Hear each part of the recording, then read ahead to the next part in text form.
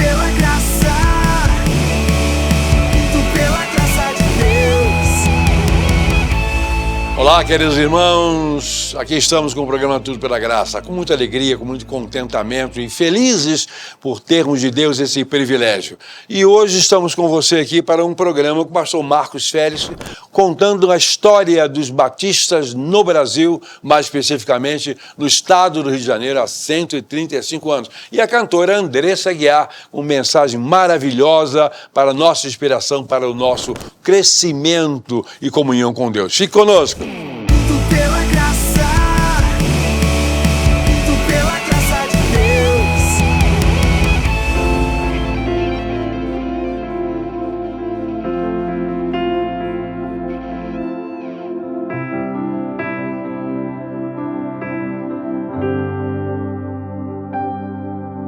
Senhor, vem me sondar, meu caminho avaliar.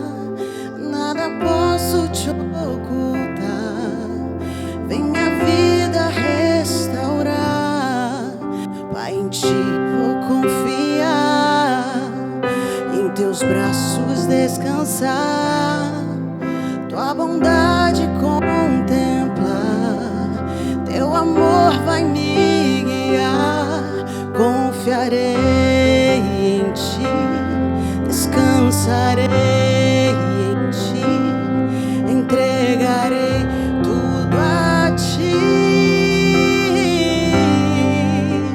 Tu és manancial, cujas águas nunca faltam, fonte inesgotável de um amor inabalável. Vem me saciar, eu quero transportar. Só tu podes me curar.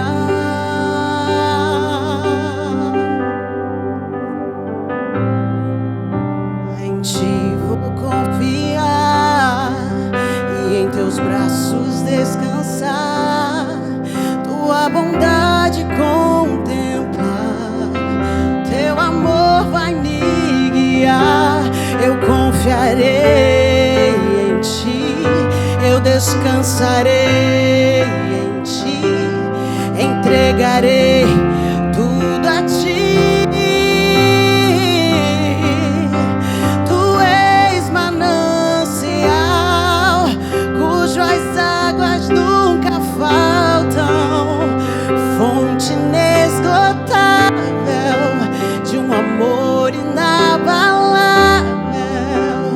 Vem me saciar, eu quero transportar. Só tu podes me curar.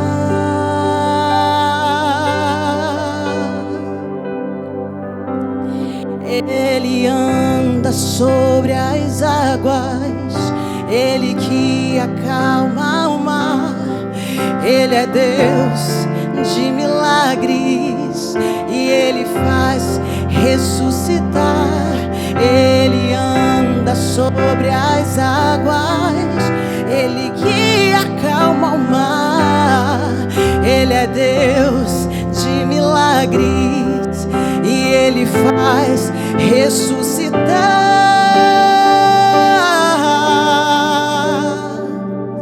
Tu és manancial, cujas águas nunca faltam, fonte inesgotável de um amor inabalável.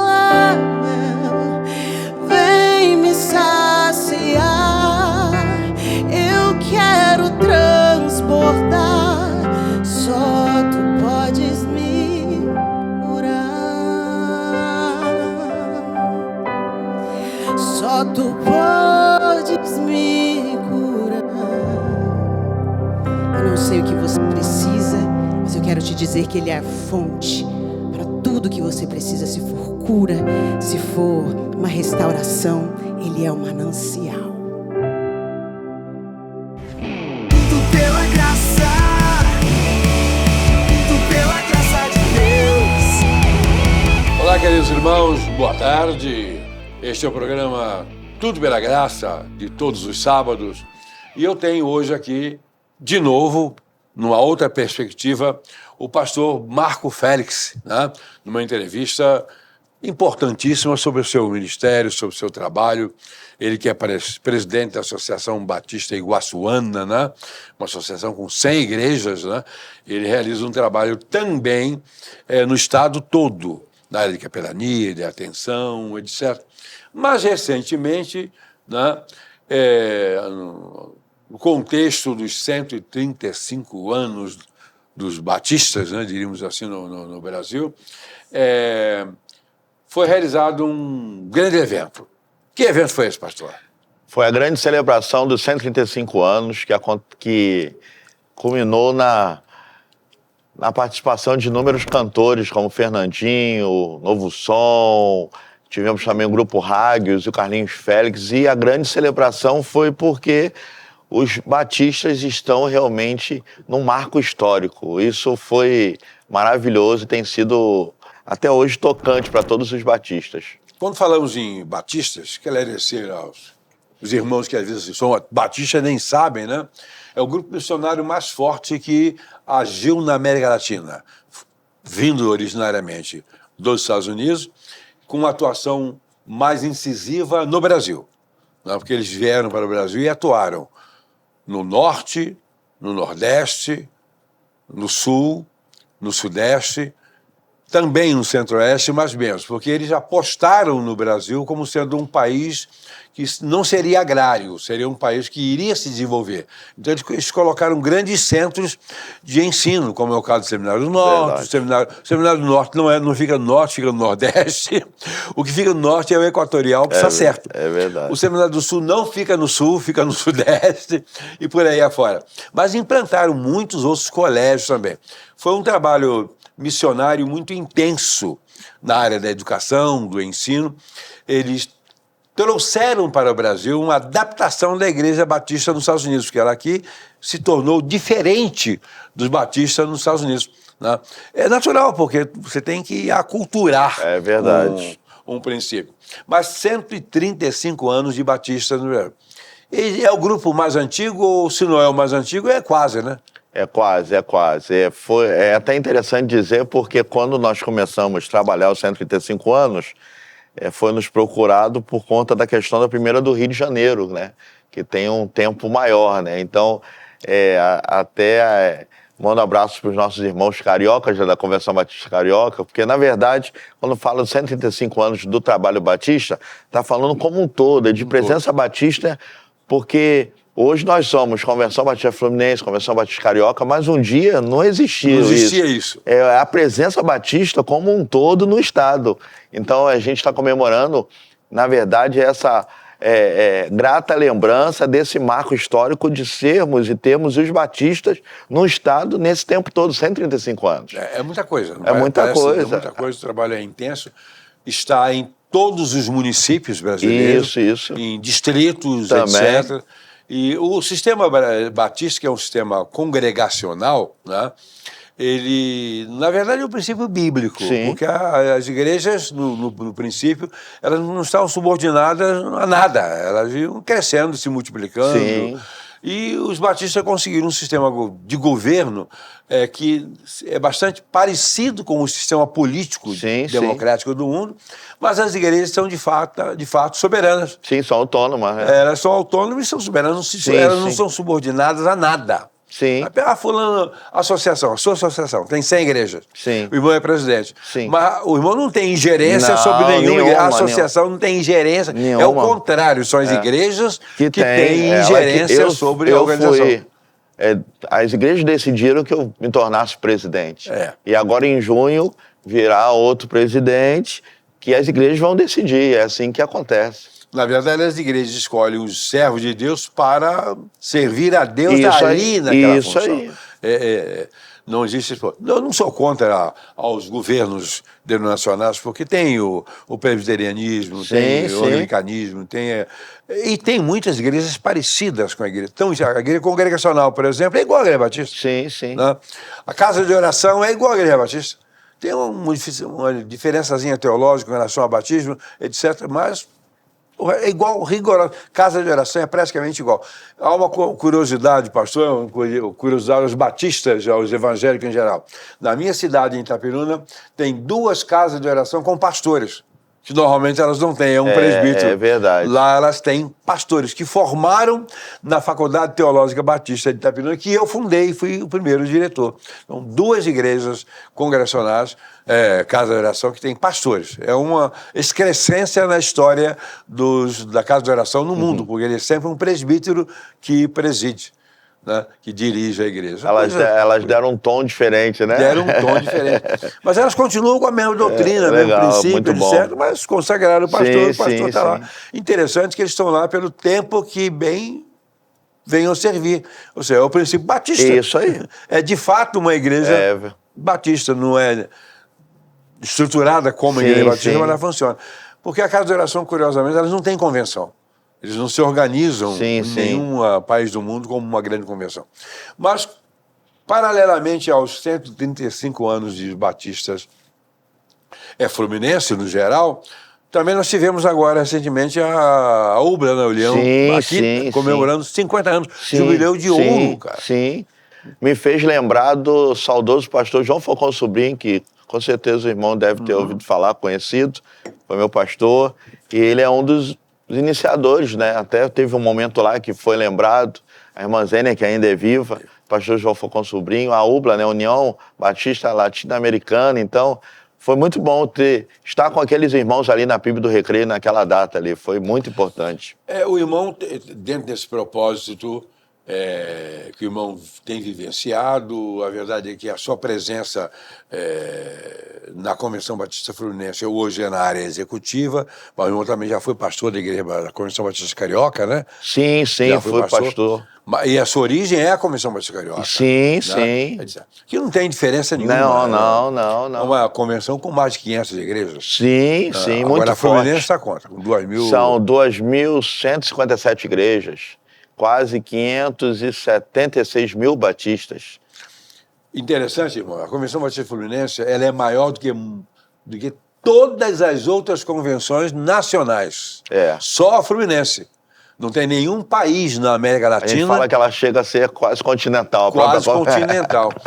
Não tem nenhum país na América Latina que tenha uma convenção superior à Convenção Fluminense, que é parte do Estado do Rio. Ela verdade. Não é do Estado do Rio todo. Não. Aqui nós temos a Carioca também. Verdade. Né? O pastor trouxe algo em cena, esse tempo novo, com o presidente, o pastor Rafael Antunes, que o pastor conhece muito bem. Sim. Assim como o Diego Juliano Bravin, que é o executivo, que veio do Espírito Santo e assumiu. E eles têm entendido do modo que o irmão falou, que as igrejas... elas são as detentoras e a convenção serve às igrejas. Então, o Bravin, tanto o Diego Bravin quanto o Rafael estão trabalhando nisso. A convenção é um órgão executivo das igrejas. Sim. As igrejas são... Porque quando Jesus Cristo disse, ele falou, eu edificarei a minha igreja, ele usou a palavra nem essa igreja, porque a palavra igreja, quando não usou, não existe. Sim. Edificarei a minha eclesia. Sim. E ele foi claro, ele foi taxativo que seria uma. Sim. Então é uma igreja, não importa quantas representações ela tem, nem mesmo denominacionais, mas é a igreja do Senhor Jesus. Ela que representa o Senhor Jesus. Foi a ela que ele confiou a ação benfazeja do Espírito Santo. Verdade. Por isso que o trabalho que a igreja faz no mundo é inigualável. Sim. Não tem nenhuma... E é imparável ainda, né? Não dá para comparar. Nem sei se existe essa palavra, mas é imparável. É imparável, né? É imparável. A igreja, que é um termo que não existe, porque verdade. Existe a eclesia, que é a assembleia. É, reunião do povo, Então, os batistas são uma assembleia de Deus que não tem o nome de Assembleia de verdade, Deus. É verdade. Antes de ser Assembleia de Deus, já era Já Assembleia. existia.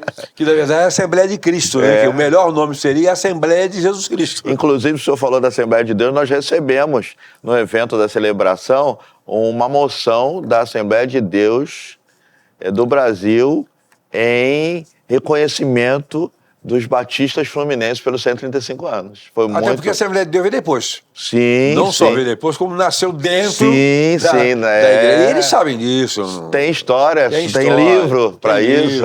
Nasceu dentro da Igreja Batista missionários que nem eram americanos. Isso, suecos. Suecos, mas eles vieram como missionários americanos. Sim. E aconteceu que ela nasceu, cresceu e está aí. As divergências, na verdade, são mínimas. Não existe divergência, existem compreensões particulares que não causam nenhum problema. Hoje, vivemos em perfeita harmonia, mas houve tempo que não era assim, não. Eu lembro, eu ainda peguei essa época. Um batista não passava na mesma ponte com o assembleano. Era batista, presbiteriano era presbiteriano. Hoje mudou muito. Graças a Deus por isso. Graças a Deus mudou, né? Eu não sou, digamos assim, um indivíduo irresponsável do ponto de vista denominacional. Eu sou batista, Sim, com convicção. Também. Fui batizado na Igreja Batista aos 13 anos de idade. É um grande privilégio. Né? Aliás, aos 11 anos de idade, desculpa. Fui batizado na Igreja Batista pelo pastor Eurodício Gonçalves Ribeiro, lá no Rio do Ouro, ali perto do Lar Batista. Sim. Meus pais já estavam na Igreja Batista. Eu tenho convicção batista, mas não desrespeito, nem tampouco faço qualquer reparo a qualquer outra denominação, porque elas são obra de Deus para o que interessa e como interessa. O reino, então, né? O reino de Deus ele é abrangente, né? Mas nesse contexto atual, dos 135 anos, primeiro trabalho batista começou, na verdade, em termos de convenção brasileira, na Bahia, né? Sim. Na Bahia. Mas nos estados mesmo, paralelo à convenção ao estado do Rio, tem outro? Não, eu creio que não. Creio que não. Isso foi forte aqui. É aqui. Daqui para lá, né? É daqui para lá. Tem São Paulo, né? Que tem essa coisa da Bahia com São Paulo, mas o Rio tem... Mas quando começou em São Paulo, não era uma organização denominacional ainda. Era, isso, verdade. Era uma missão que veio, mas não veio por causa dos brasileiros. Ela veio por causa dos americanos que estavam aqui. Sim, né? verdade. Tem muita questão de Salomão Gisburg, né, que ajudou muito, né?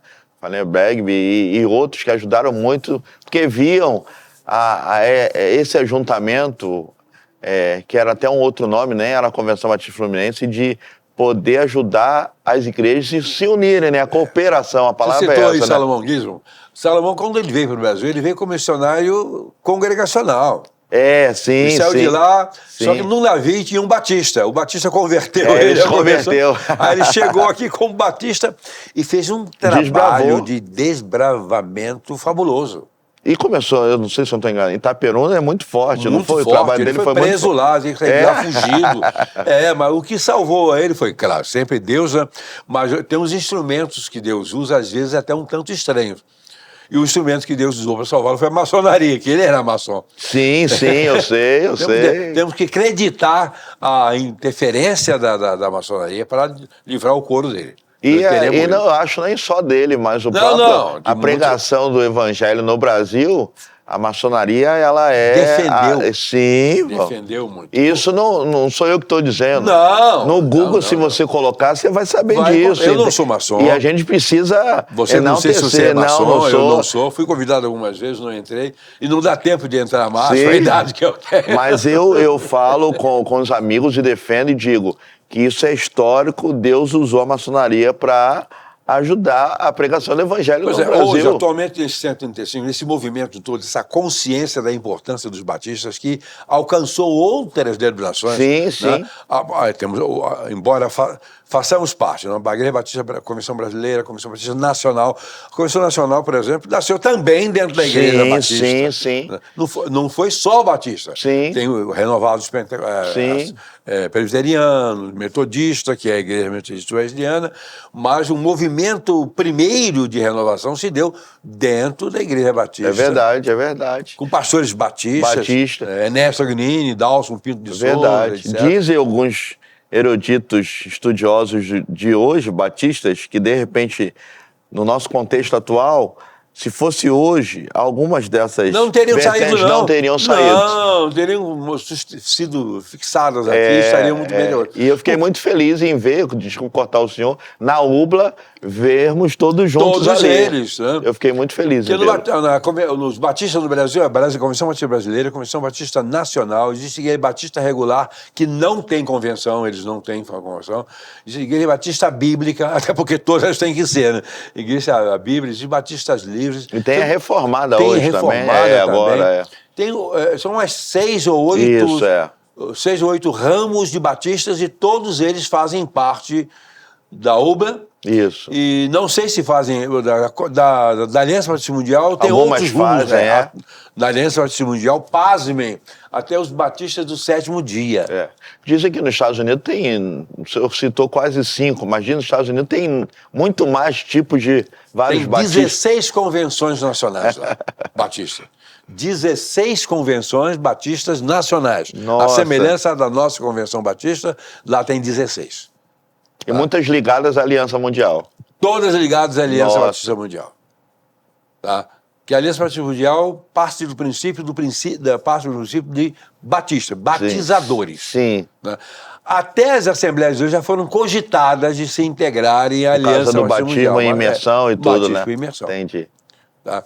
Bom, esse movimento batista crescente, o quanto ele tem despertado vocações, de chamados, é crescente ou está paralisado? Como é que é? É crescente, mas hoje há um olhar para as gerações. Porque nós temos visto que temos poucos pastores, jovens pastores. Então, hoje, a Convenção Batista Fluminense, o pastor Diego Bravinho, o Rafael, tem trabalhado essa gerações, porque em algum momento descolou e perdeu. Eu fui para o seminário com 17 para 18 anos. Hoje você tem visto pouco isso, e até foi um dado trazido pelo o executivo da Ordem dos Pastores do Brasil. Então a gente tem trabalhado isso para que essa juventude volte a atender esse chamado que Deus continua chamando, né? Nós temos um fator muito importante que foi a eleição do pastor, do presidente da Convenção Batista Brasileira, que é um jovem. Sim, tá? sim. É o primeiro... Ele até tem uma frase que ele diz, apesar de jovem. Apesar de jovem. Ele tem 31, 32 anos por aí. O Rafael Abdala. É muito jovem, né? Eu não fui jovem porque eu estava servindo a Força Aérea, etc., o governo, mas dentro do período em que eu estava fazendo no serviço militar, comecei o seminário. Sim. Tanto é que fui consagrado pastor de baixa, né? Entrei no ministério. Não entrei em ministério velho, era relativamente jovem, mas já tinha uma filha, etc., etc. Bom, qual a importância do cuidado emocional e espiritual dentro das ações missionárias? Porque quando se fala em missões, em crescimento do missionário, bem dentro do Estado, porque o Estado do Rio de Janeiro ele é um muito microcosmo, né, do Brasil. Verdade, você tem de tudo aqui. Verdade. Cada cidade tem um jeito de ser. Verdade. As igrejas não são iguais. Sim. Cada bairro até, né? Elas são iguais na mensagem, no objetivo, sim. etc. Mas na prática do culto, a formalização de como ela funciona depende muito da cultura daquele local. Verdade. E como fica isso aí, esse emocional do pastor? Que vamos supor, um pastor jovem com 17, 18 anos, sai para o seminário, com 22, está terminando sendo consagrado, jogado às feras numa igreja diferente da sua cultura. Como fica isso? O pastor me fez lembrar do pastor Vitor Manuel Valente, que quando eu estava no seminário com 17 para 18, ele disse, um absurdo ter jovens como vocês aqui, porque o ministério não é fácil. Na época eu fiquei meio bravo, porque eu falei, ele está falando isso, tá fazendo acepção, mas na verdade ele estava certo, porque não é fácil. Não é fácil. Hoje a convenção ela tem trabalhos de monitores, né? Pastores já com certa vivência, até o nome é prática essencial do ministério. Então, em vários bairros e localidades, e como a convenção está dividida em associações, em municípios, nós temos feito esse trabalho de monitoramento, de estar perto desses pastores mais jovens e trabalhando não só a área emocional, mas familiar também, porque a esposa, os filhos sofrem, né? Até sem falar, né? Um caminho para a vocação. A vocação, quem chama é Deus, está acabado, mas digamos um caminho instrumental para as vocações poderia ser despertar vocações dentro desses grandes eventos, por aí. Sim. O irmão atua nessa área. Atuo. E na celebração dos 135 anos, tocou-me muito porque eu vi quando o cantor Fernandinho estava lá atuando e cantando e adorando, nós vimos famílias emocionadas, se abraçando, chorando. E há muito tempo nós não vemos isso acontecer. Famílias realmente emocionadas, constrangidas com a palavra cantada. E a gente via as pessoas realmente tocadas pelo poder de Deus e desejosas com as suas bandeiras de missões nacionais colocadas ao mais alto possível e atendendo um chamado missionário. Isso foi muito marcante. O chamado missionário e a importância de missões, porque igreja é fazer missões. Isso, não existe igreja se não tiver isso. prometido fazer missões. Mas, na verdade, está precisando de uma contextualização, quer dizer, o pastor jovem, o pastor desse tempo, as igrejas de hoje, as igrejas de amanhã, e se existir mundo daqui a 50 anos, como serão as igrejas. Verdade. Então nós temos que estar hoje vivendo, ensinando, trabalhando, pensando no amanhã, que o amanhã com certeza será diferente. E essa geração que vai chegar aí. Com a pandemia, a gente fala que é um átimo, né? Foi um negócio assim surpreendente. Então, a geração de hoje que tem esse feeling. Tem coisa que meu filho fala com 21 anos que eu não entendo. Mas quem tem a mesma idade, 21, 22, 18, 16, entende que ele fala rápido. Pois é, mas quem prega para essa geração? Tem que ser esse povo. Tem que ser esse povo. Tem que ser. Seja, o nosso sermão, diríamos assim, ele está formatado para 30, 40 anos passados. O pastor falou do presidente Rafael Abdala, mas o terceiro vice é o pastor William Menezes, que é da primeira de Irajá. É um jovem, ele tem 20 e poucos anos. É o terceiro, eu nunca vi um jovem terceiro vice-presidente ou segundo com essa idade. Ele tem chance até de assumir, só morreu os outros. Isso, é verdade. Só morreu os outros. Eu já vi acontecer numa igreja isso. Pois não coloca a liderança anterior a ele no mesmo avião, não. É verdade. Passou um privilégio entrevistar o irmão que tem esse trabalho missionário, é um presidente de associação. Eu também já fui presidente de associação, sei que não é fácil. É verdade. Tem que assumir igrejas em momentos difíceis, de briga, de rachaduras, etc. É complicado. Tem que chegar lá e mostrar que tem autoridade. É verdade. Não do que nós somos, mas do alto que do Espírito nos mesmo. comissiona, né? Mas é um privilégio conhecer o irmão e constatar o seu trabalho, a sua importância no estado todo. Amém. De modo geral, a convenção e particularmente na Associação Iguaçuana, de onde eu participei, fui consagrado lá, e lá eu pastoreei a primeira igreja, que na época era da Iguaçuana, que era hoje a primeira igreja batista de Belfort Roxo. Ponte Preta. Belfort Roxo, quando eu pastoreei, já não era mais. Já estava independente. Muito obrigado por ter participado aqui. Deus lhe abençoe, que agradeço, irmão, pastor. ministério, sua Muito família. obrigado. Obrigado. Pela graça de Deus. Olá, queridos irmãos em Cristo, aqui estamos para mais um bloco, a Bíblia, livro por livro, com o pastor Joaquim. Pastor Joaquim, o livro de hoje, Joaquim? O livro de hoje é a Carta de Paulo aos Efésios. É o 40º livro da nossa caminhada pela Bíblia, a Bíblia livro por livro, e é minha alegria hoje falar de um livro que para mim é fundamental para discípulos de Jesus Cristo. Não estou falando de seguidores à distância, de membros de igreja, de religiosidade. Estou falando daqueles que tomamos cada dia a nossa cruz e seguimos a Cristo, independente de muros, bandeiras, que a gente tem aos milhares delas no mundo inteiro. Então, esse livro, a Carta aos Efésios, é o livro da igreja. Esse é o livro da igreja, a igreja verdadeira, a igreja de Cristo. Não a igreja de fulano de tal, de Beltrano, de Cicrano. 6 capítulos, 155 versículos, meia hora para ler numa leitura corrida. Porque é um livro que a gente pode passar 1 mês, 2 meses, 1 ano inteiro estudando e não esgota. Aliás, todos os livros da Bíblia. Você olha para o primeiro livro da Bíblia, Gênesis, versos 1 e 2. Eu estou emocionado, estou arrepiado.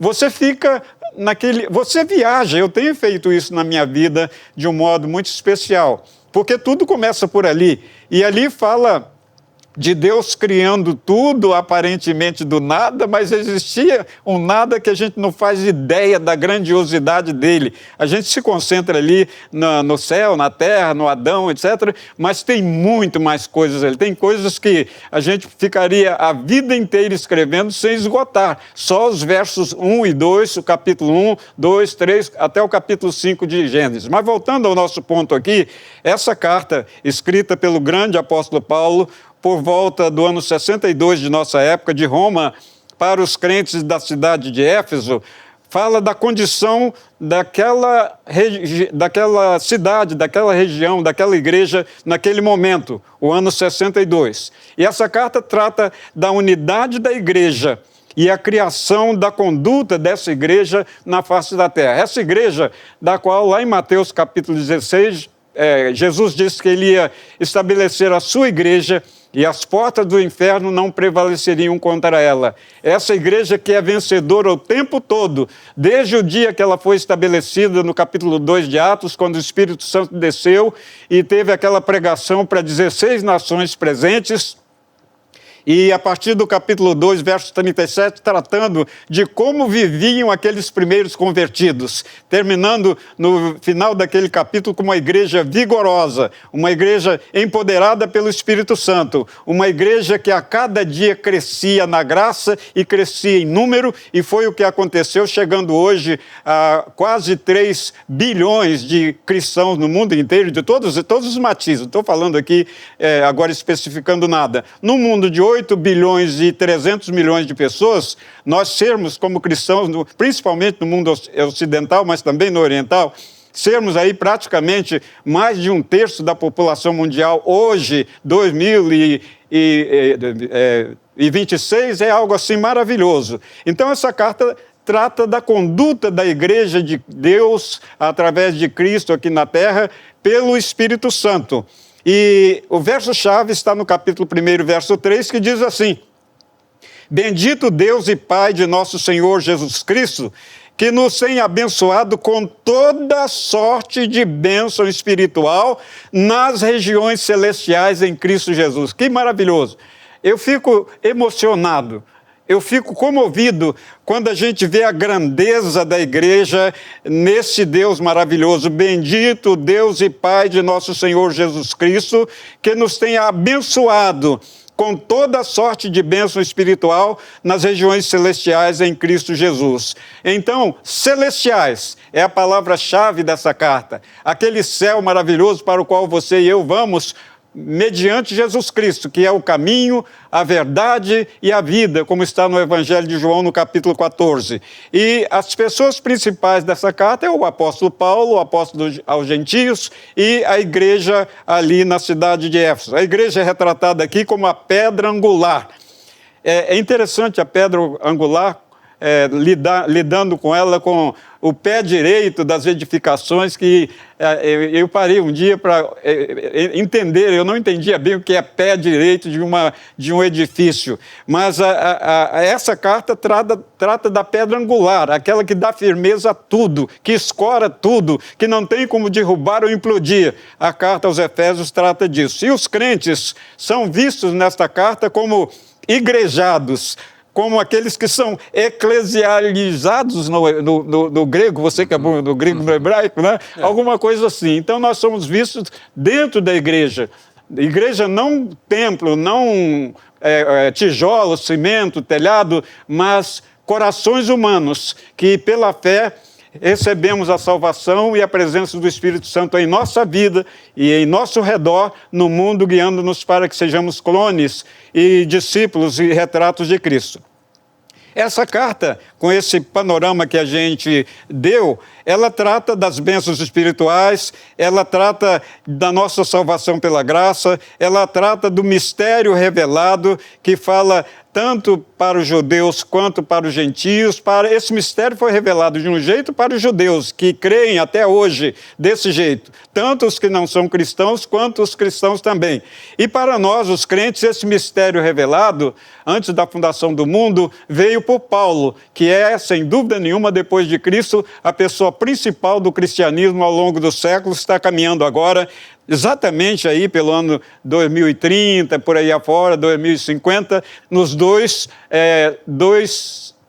milênios, né? 2 milênios de Deus. Essa carta que você pode ler rapidamente, ela, portanto, trata do coração da graça de Deus em nossa vida, trata do nosso andar cristão no dia a dia para refletirmos a beleza de nosso Senhor e Salvador Jesus Cristo e a obra dele, e trata da prática nesse andar, que no nosso caso aqui é sermos testemunhas de Jesus Cristo, não só pela palavra, porque a palavra pode ser contradita pelo nosso comportamento, mas especialmente pelo nosso comportamento, à semelhança de nosso Senhor e Salvador Jesus Cristo, que enquanto andava por aqui, ele andava pregando o Evangelho, ele andava ensinando a palavra de Deus e ele andava fazendo bem, coisa que você e eu devemos fazer também, a partir do movimento e da ação do Espírito Santo em nossa vida. Portanto, que nessa semana que segue o nosso programa Tudo pela Graça, apresentado todos os sábados,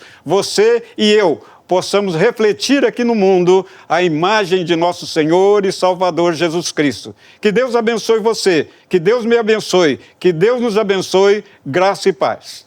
Amém. Voltamos já já com o programa Tudo pela Graça. Tudo pela graça. Tudo pela graça de Deus.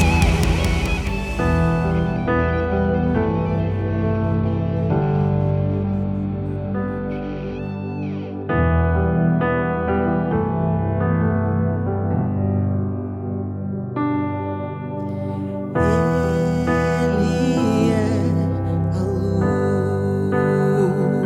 luz que me conduz,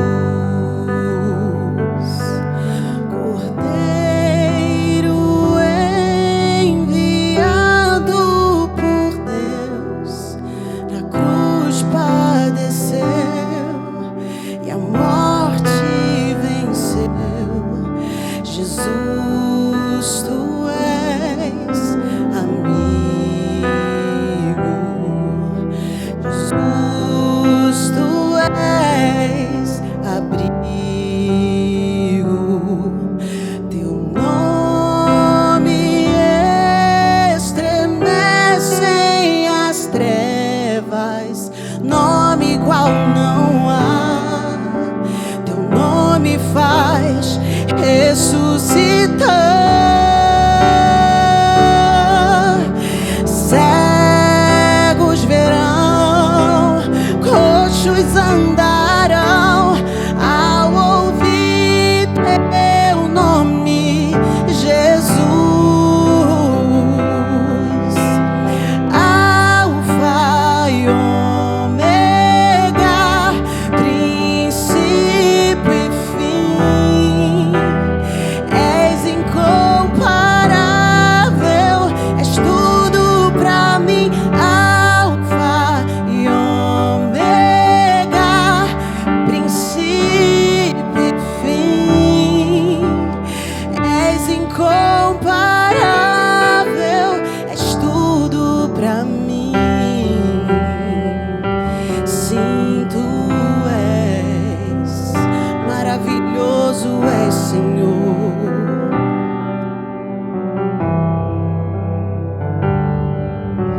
Te exaltamos, Jeová Rafa, Elohim,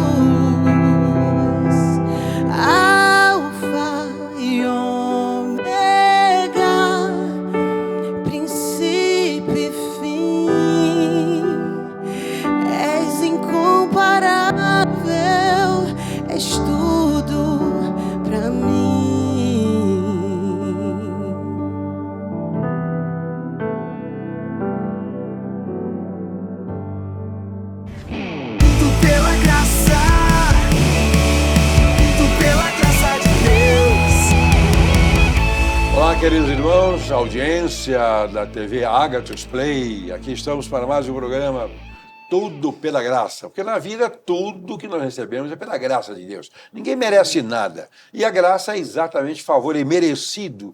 Tudo que nós recebemos, não merecemos. E o maior dom, a maior bênção de Deus, vinda pela graça, é exatamente a salvação de nossas almas, de nossas vidas.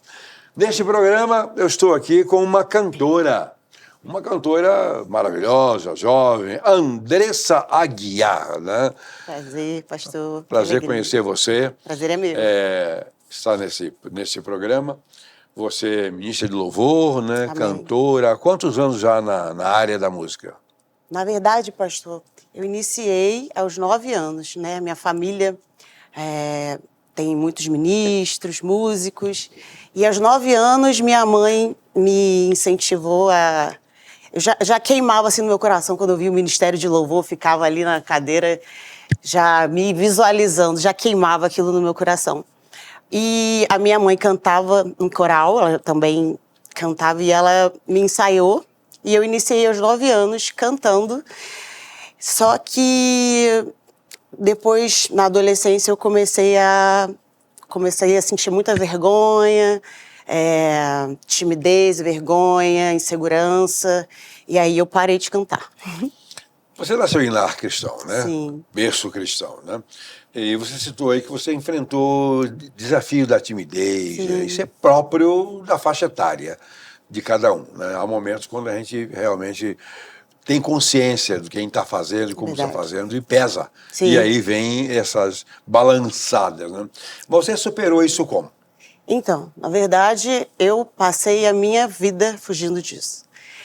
De estar ali, sozinha, no altar cantando, que era algo que já gostava muito na infância de fazer. Era uma alegria quando eu cantava, e aí vinham as irmãs da igreja falar do louvor, o quanto Deus falou com ela, e eu gostava já muito daquilo, aquilo queimava no meu coração, pastor.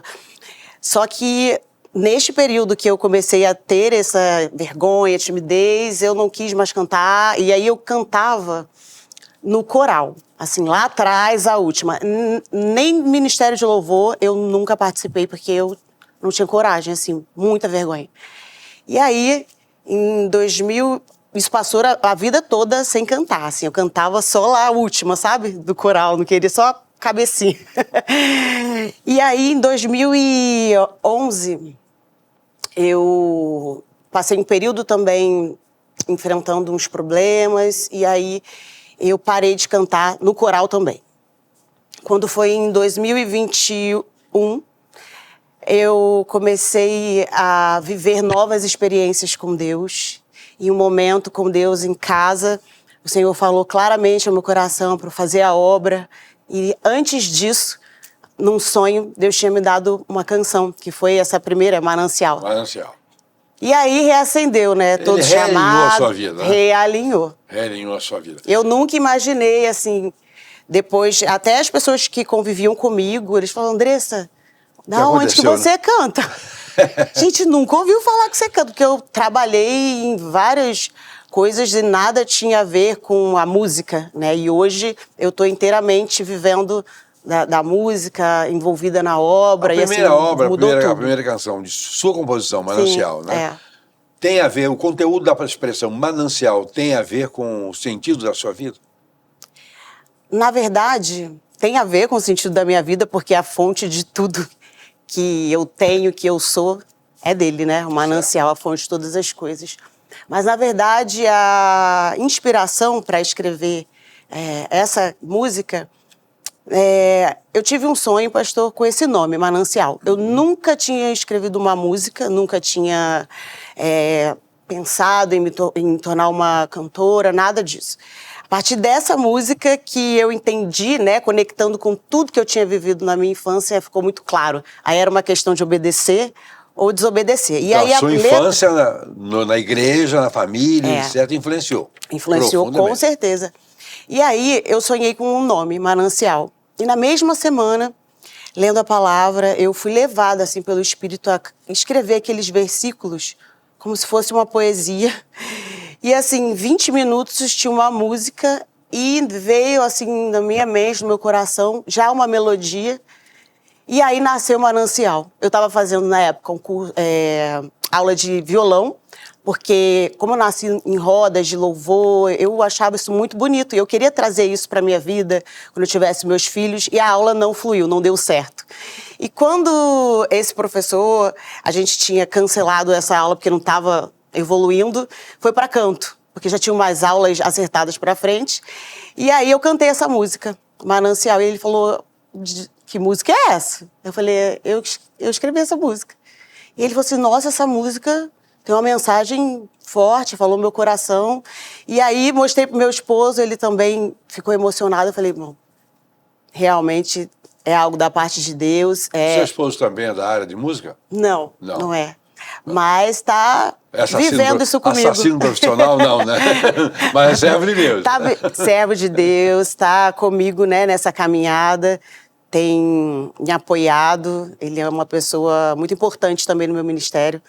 E aí nasceu o Manancial. E eu, neste momento, né, com Deus, ouvi claramente a voz do Senhor falar para fazer a obra, já tinha a música, só que eu ainda relutava. E quando eu vi a voz de Deus, eu decidi me posicionar. Comecei a gravar uns covers de canções que já tinham feito parte da minha caminhada com Deus, falado do meu coração. E depois eu tive a oportunidade de lançar Manancial, assim, foi tudo fora da ordem, sabe? Eu nunca imaginei Mas você já lançou outras músicas? Já. Tá. Lancei Alfa e Ômega, foi a segunda. Vieram 3 canções no mesmo mês, nessa época. Poxa. Presente de Deus mesmo. Você só grava composições próprias ou tem gravado também? Não, eu tenho gravado, eu gravei, a última agora que eu lancei, tive o privilégio de gravar uma canção que eu tenho certeza que já falou ao coração de muitas pessoas e fala até hoje, Digna ao Senhor. Também já gravei outras canções que têm ecoado, né, no Brasil e nas nações, Santo para Sempre, mas estou também nessa caminhada de passar para as pessoas aquilo que Deus tem colocado no meu coração, a mensagem que Ele tem colocado através das canções que eu tenho escrito. Eu creio que são sementes, né?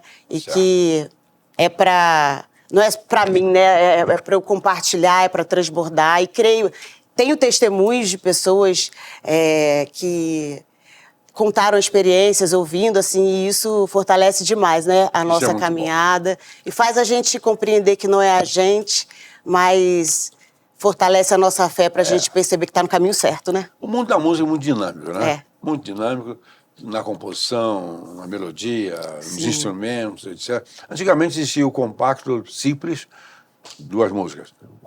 Compacto duplo, 4 músicas. Depois vem o LP, né, de 12, 13 músicas.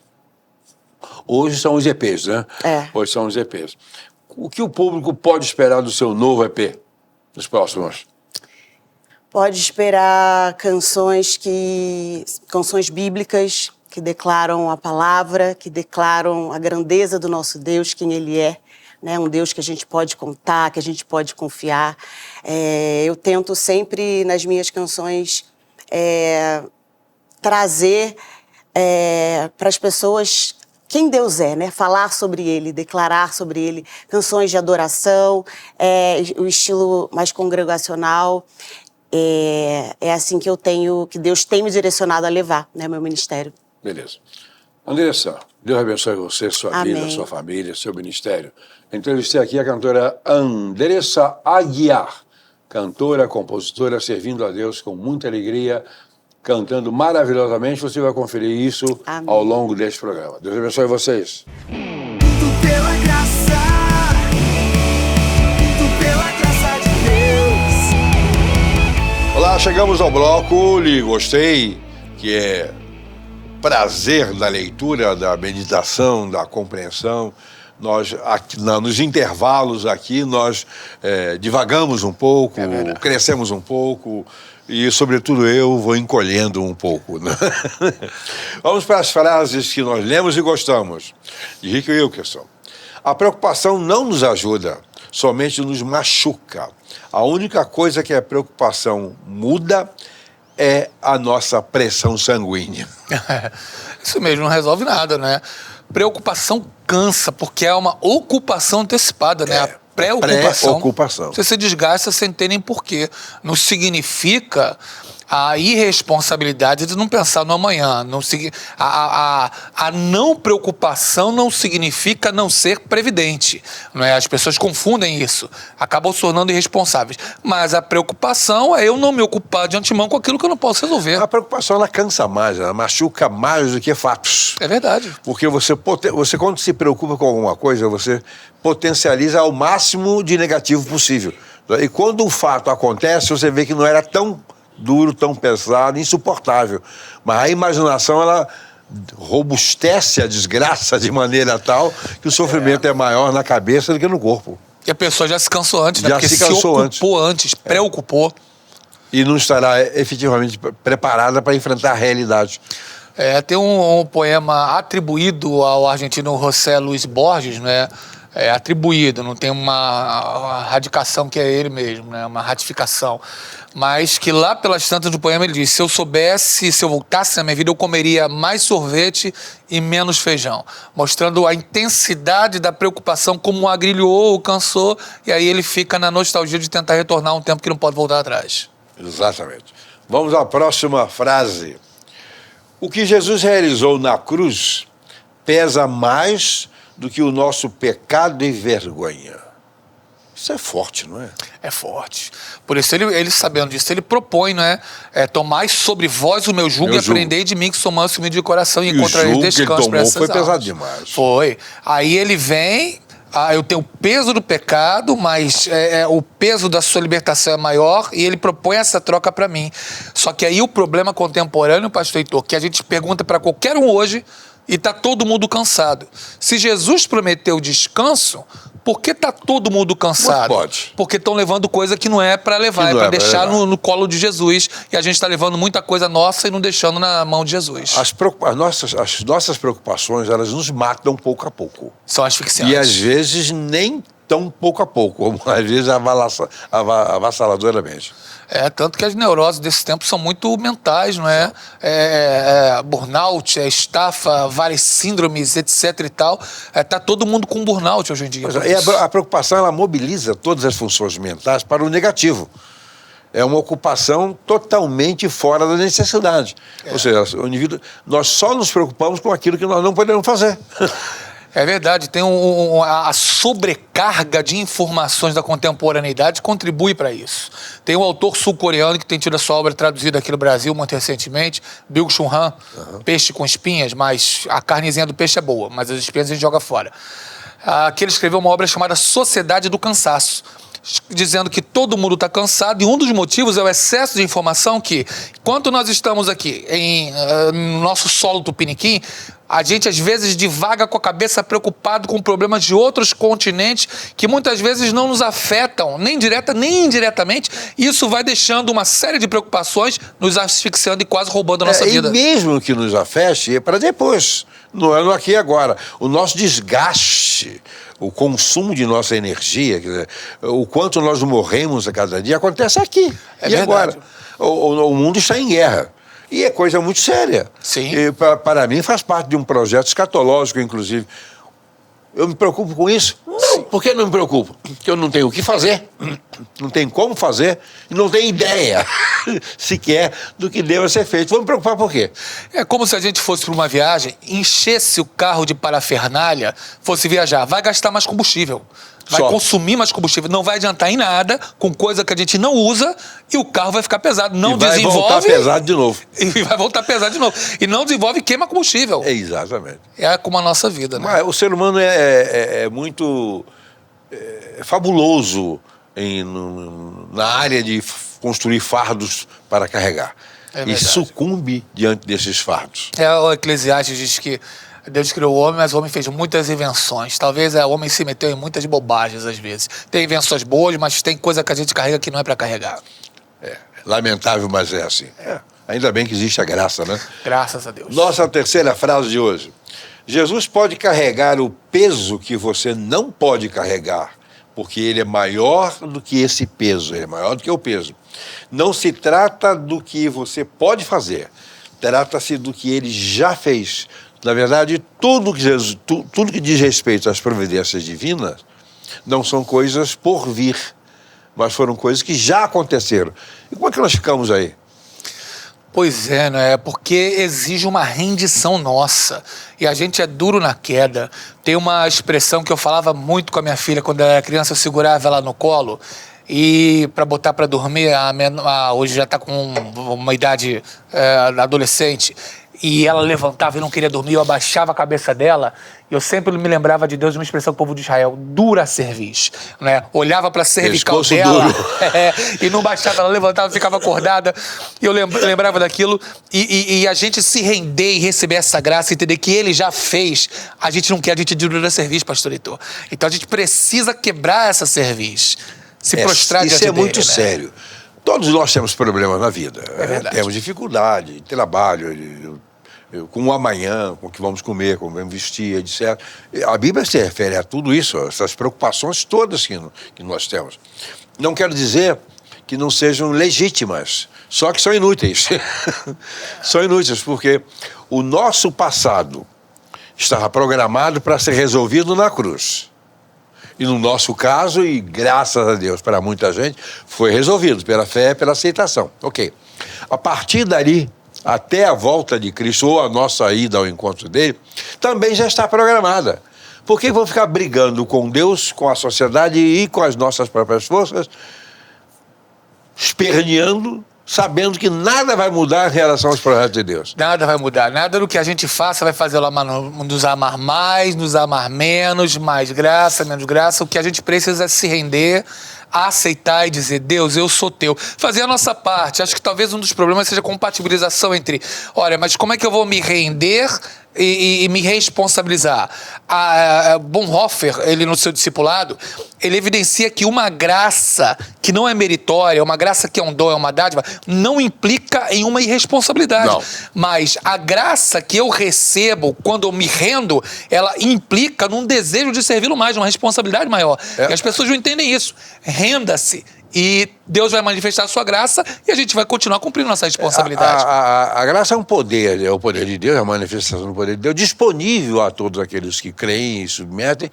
E quando nós descansamos na graça, descansamos em Deus, não precisamos nos espernear, não. É verdade. Não precisamos nos espernear, porque Ele sabe exatamente quais são as nossas necessidades de prover. Deus não deve obrigação a ninguém. Também não precisamos ficar dando soco na parede de Deus para acordar a Deus, como algumas pessoas acham. Mobilizar a Deus para estar de acordo com os nossos interesses. Também não, porque até o que de melhor existe de pensamento em nós é dele. É verdade. É lindo quando Jesus diz, falando para a gente tirar aquela ansiedade, olhai as aves do céu. Não trabalham, não cegam, não ajuntam em celeiros, e vosso Pai Celestial as alimenta. Não cuidará muito mais de vós, ó homens de pouca fé. E nós não aprendemos, né? Obrigado por participar desse programa e desse bloco. E continuamos assim até a volta de Cristo, se Deus quiser. Certo, Henrique? Amém, certíssimo. Tudo pela graça, tudo pela graça de Deus.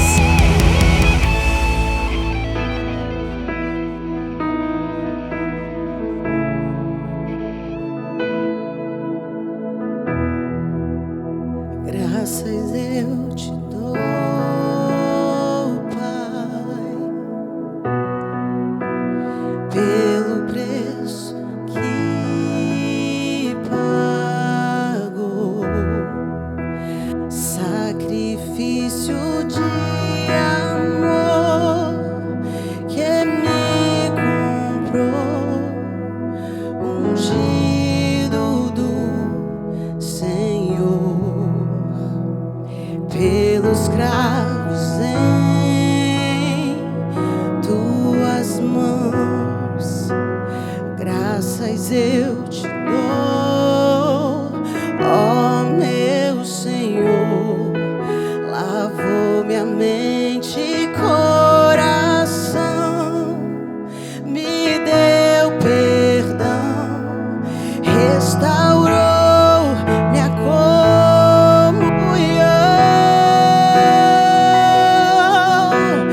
Digno é o Senhor.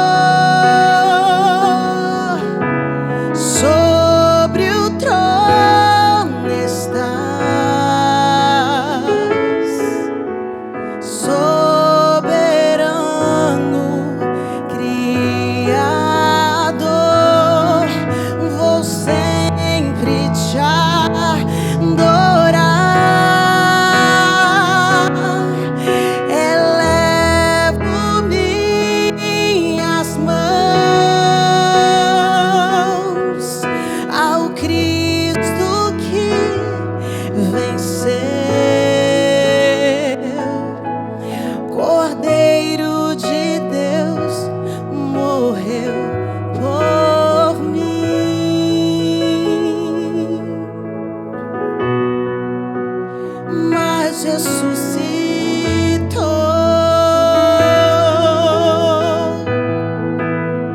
Digno é o Senhor.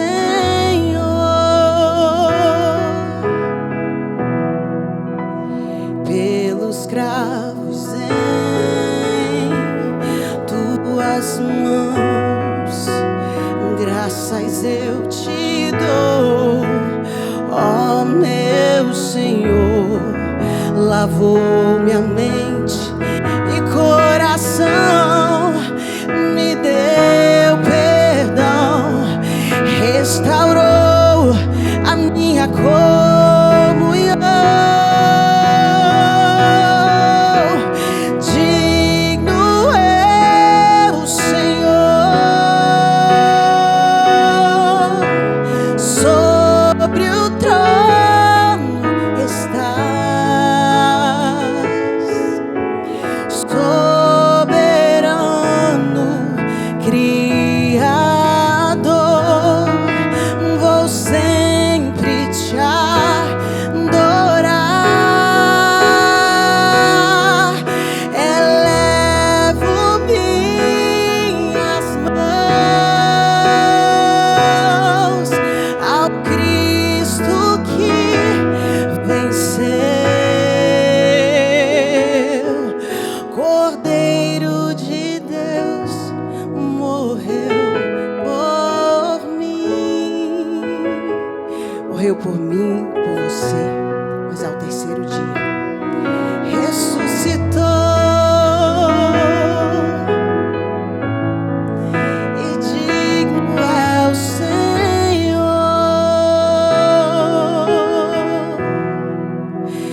mas ressuscitou.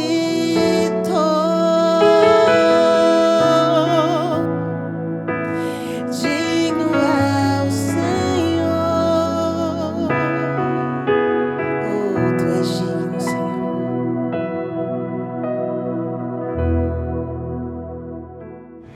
Tudo pela Graça, todos os sábados às 14 horas no YouTube. Obrigado. Tudo pela graça.